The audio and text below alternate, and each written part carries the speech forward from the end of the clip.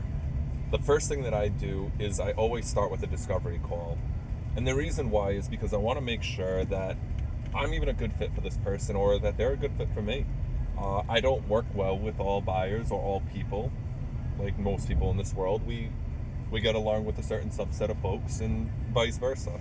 And so if my true intention, the way I view it, is for the person's success and for them to enjoy their experience, then I want to know up front and early on, are we a good fit for each other? And in this discovery call, some of the things that I'll cover is really just a lot of the buyer's questions, or the seller's questions, I should say, the client's questions.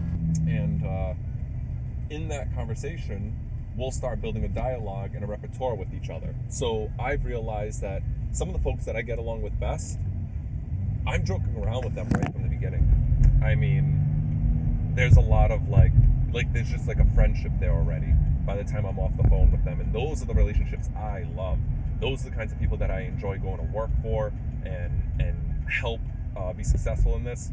The ones that want to be like really on top of like just controlling everything even though they don't know what's going on, those are the worst ones for me.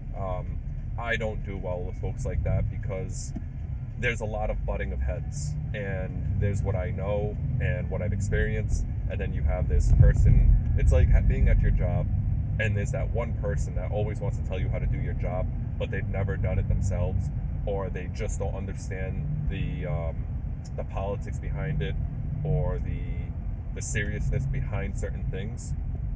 It's just a bad fit. So I'll steer clear of it, and I'll provide like a referral to somebody else and just say, hey, I think this person's a better fit for what you're looking to accomplish, and therefore I'm going to refer you over to a friend of mine that I know will also do a good job, but they just work better with that personality type.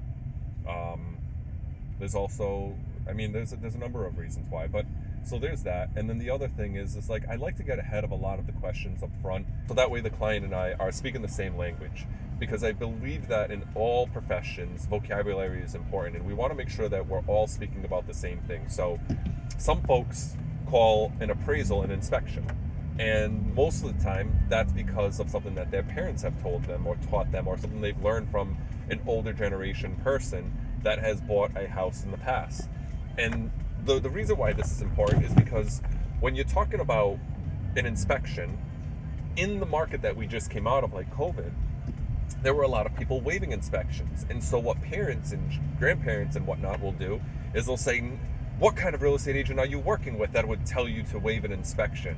And what they don't realize is we're not talking about waiving the appraisal where the bank verifies whether or not you're overpaying for the property. We're talking about waiving an inspection where you have a licensed professional come through and determine what's going on with this property. And so those are two very different things. Because some buyers will come in and they'll have experience, or they'll have parents with experience with properties, and they can do a lot of these fixes or repairs fairly simply. Therefore, waiving an inspection isn't such a big deal, because even their family has an idea or an understanding of the complexities of owning a property and what goes behind all the fixes and whatnot. And so, again, vocabulary is very, very important, and I like to get on the same page there. And then what we'll do is, if it seems like it's going to work out well and it's going to be a good fit, then we'll go over and talk about a buyer consultation. So if it ends up being a good fit and whatnot, I'll actually send them over to one of my preferred lenders and say, hey, this is a person that can help you out with getting your financing in order. From there, when the pre-approval comes out, that's when I'll go and set up a buyer consultation where we'll go into detail about what the person's looking for. And the reason I do that is because I don't believe that there's any point of understanding what kind of property they're looking for if we don't even know their budget. Let's say they think that their budget's going to be $300,000, but they really have a budget of $600,000. And now we're looking at two completely different properties: garages versus no garages, 3 beds versus 4 beds, 1 bath versus 2 baths, and the list kind of yards, fenced-in yards, etc., location. And we could be sitting here wasting all this time talking about a 2-bed property with 1,000 square feet and a 1/4 acre of land, when in reality the buyer's real dreams are to be in something larger, and that's what we should be focusing on our attention on. So I feel like it's wasted time, it's wasted dialogue talking about what kind of property they're looking for up front.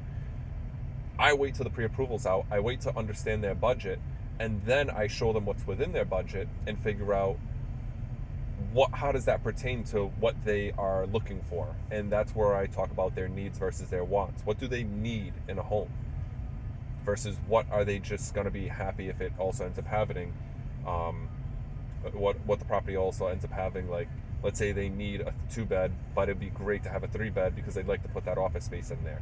Or they need to have 2-bed and they would like to have extra room in the basement so that way they can put an office space there or a playroom for their kids or something of that sort. And then by the time that this process is done, they have a good idea of what they're doing going forward, and what kind of properties that they're actually going to run into.